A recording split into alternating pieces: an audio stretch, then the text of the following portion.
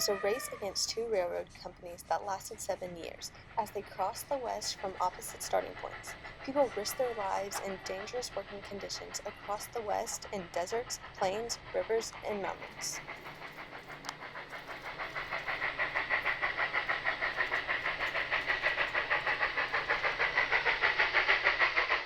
It all started with a man named Asa Whitney.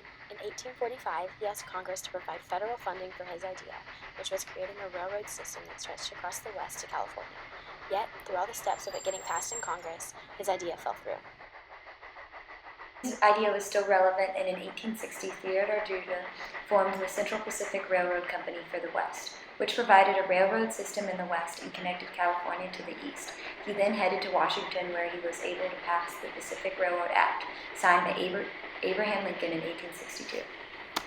So what is the Pacific Railroad Act? It was an act that tasked two railroad companies in the United States to build a transcontinental railroad that would link the nation from the west to the east.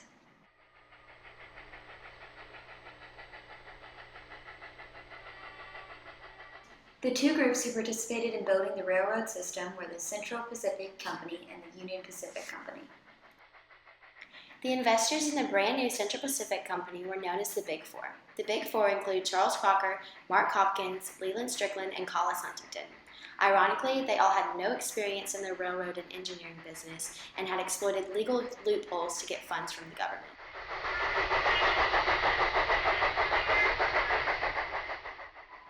The leader of the Union Pacific Company in the East was Thomas Durant.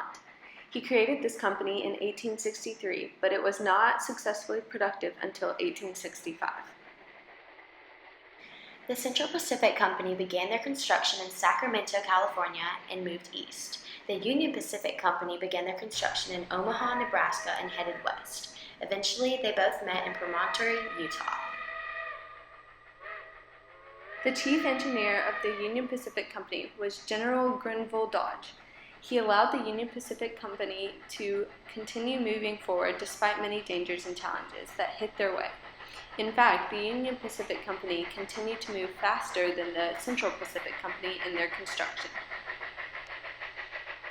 Along the way of construction, numerous ramshackle settlements popped up along the tracks. These settlements were hotspots for drinking, gambling, and prostitution among the laborers. These actions were guided for the popular Western nickname, the Wild West. In the later processes of the Transcontinental Railroad, Charles Crocker began to hire Chinese laborers to help with the construction. These men made up 2/3 of the workforce. They participated in the most dangerous work conditions.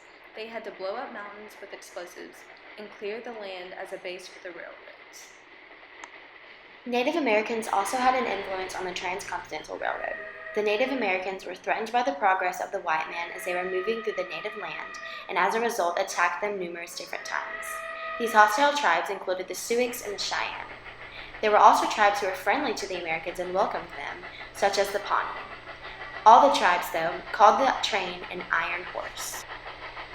In the final stages of the Transcontinental Railroad, Ulysses S. Grant, the current president at the time, stated that he would no longer provide federal funding for the railroad until both companies agreed on a meeting point.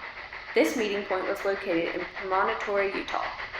The two companies finally met in 1869, and the railroad was complete.